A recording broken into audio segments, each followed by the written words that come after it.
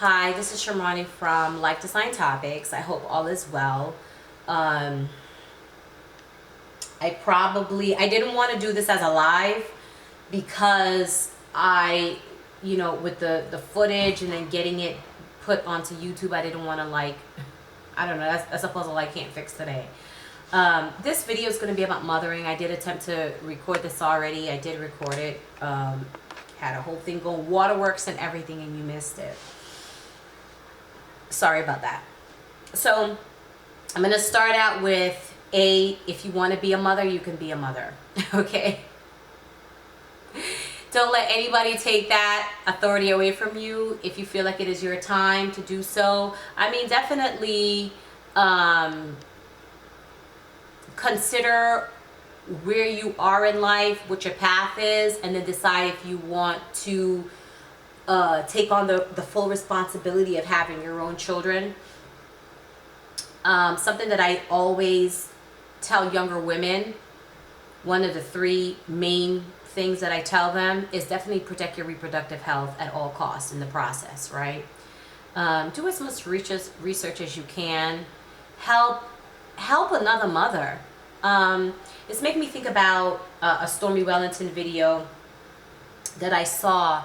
And when I was, coming up with, working over my thoughts about my topic, I thought about how as a woman and you want to have children, you want to have children, one day that's what you want to do, definitely pour into another mother. And when I say pour in, like invest in her.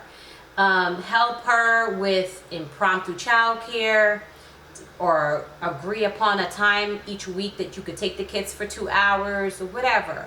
I remember growing up in Boston. My mom, she only had 2 kids at the time, and there was a woman that lived close to us, and the woman, she ended up having her own baby, but she knew, she was totally tuned in and tapped in to the fact that she was going to be her own mom. She was going to have her own children one day, and she understood the challenges of a mother.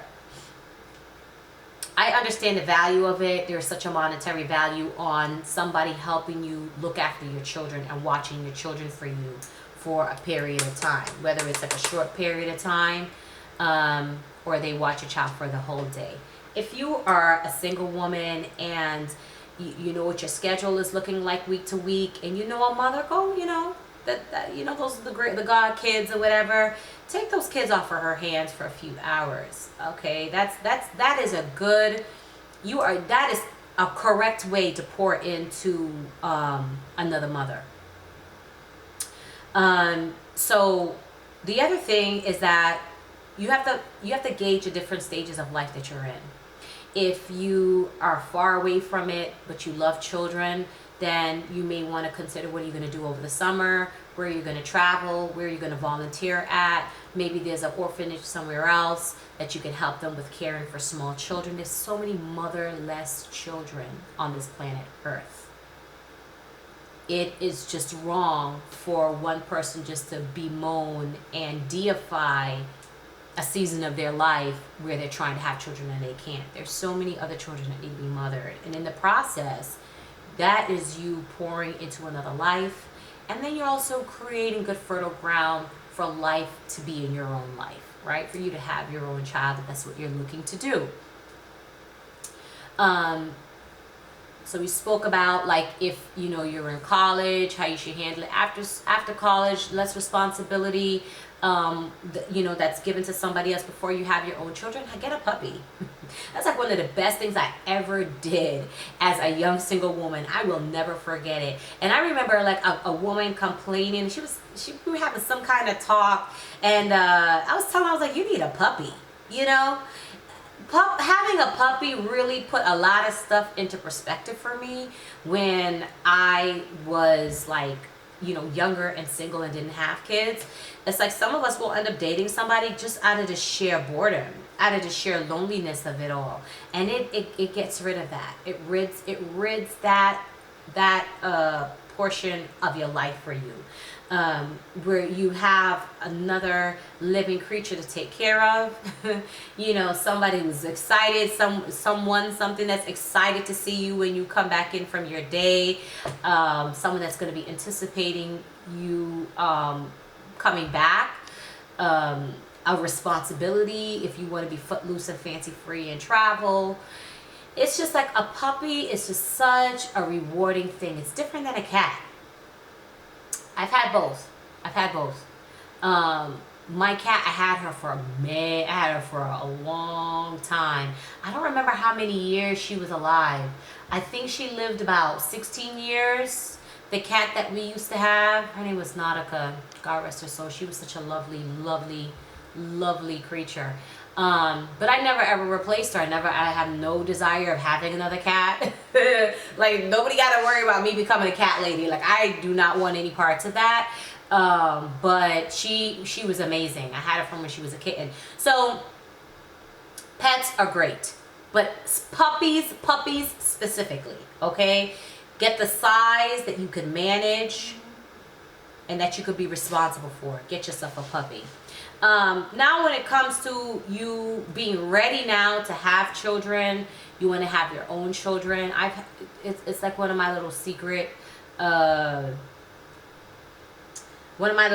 things that I do, where I have helped a number of women have their own children. Women that were totally discouraged in that season of their life, thinking it was something that they couldn't do.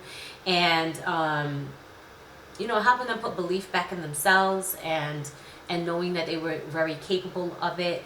You know, because one thing that hurts my heart is a woman that wants to have a child and she can't have a child. That it troubles me to my core. And I've been able to help a number of women. I want to say the number is like maybe between 6 and 8. We have done some level of mentoring women that are trying to have a baby, or, you know, that type of thing. There's things that you can do spiritually. One thing that you can do is definitely invest in somebody else. That's what I was talking to you about helping another mother with, like, looking after her children. That itself would just keep you very virile and fertile. But then there's spiritual things that you can do, and there may be some mirror work that you can do. But there's ways for you to get truly what your heart desires, if it is the right thing that you are desiring. Okay. And then the mothering that happens, you know, many performing individuals, like sports players, people that have like major notoriety, people that are in the business sector where they like coach other business owners and things like that. People that just, like, you know, they are known globally, they're known internationally. You will find an interview of them speaking about the investment that their mother made in them. Right? Yeah, papas are important, but it's something different. It's something magical that women have. And for some reason, I don't know why it is, women assume that magic power disappears, or it doesn't exist in our lives if they don't have children. It's a magic that we all possess, right? And it's something that you probably wouldn't even remind yourself of, because it can guide you in dating, in navigating the dating situation, right? But every one of these high-performing individuals will tell you about how amazing their mother was, how their mother was the foundation, how their mother was such a pillar of strength for them.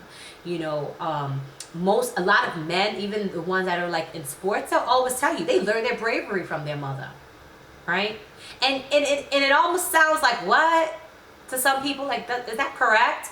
Because we are seen so soft and feminine, but we have to teach them that. And it's still remaining in your feminine to do so, but you want to teach them that within your capacity. It's a different level of fearlessness that you need to foster and to encourage, as being the caretaker, the ward. You have charge over another person's life, and you have to nurture them and get them to where it is that they want to get to, or at least guide them so they can make good choices on their own. And then I want to also squeeze this in, is that if you have older children, people that are like coming up on teenage years, or they're teenagers, or they're young adults, don't try to hold them back. I think that's a big mistake women make. It makes such a big mistake. It's like they're channeling their abandonment issues from their childhood onto their kids. Kids need to explore. If they're in college, if they're young adults, like you really gotta encourage them to like try things they haven't tried before. Support them when they want to do sports. Encourage them to see the world. Do that. Not stay home and like there's a wrong way and there's a right way, and there's a way that I've seen repeated many times within my own community, where people think keeping their children close to them even into young adulthood, and like forcing them to just follow on the same path.